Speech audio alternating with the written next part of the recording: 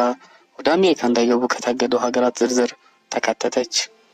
የትራምፕ አስተዳደር 43 ሀገራት ላይ የቪዛ እግድ መጣሉን ተነግሯል።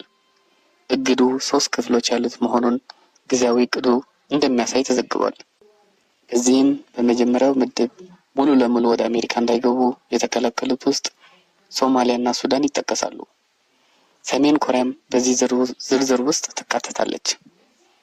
በከፊል እግዱ ከተጣለባቸው ሀገራት መካከል ደግሞ ኤርትራና ደቡብ ሱዳን እንዲሁም ማይናማር ይገኙበታል። በዚህም የእነዚህ ሀገራት ዜጎች በቱሪስት በትምህርትና መሰል ቪዛዎች ተከልክለዋል። ሌሎች ወደ 26 የሚደርሱ ሀገራት ደግሞ በጸጥታ ሁኔታዎች ወይም ለአሜሪካ መንግስት በ60 ቀናት ውስጥ በሚሰጡት መረጃ ላይ ተንተርሶ የሚወሰን እግድ አቅርቧል። የሀገራቱ ቁጥር ከዚህም ሊጨምር ሊቀንስ እንደሚችል ተነግሯል።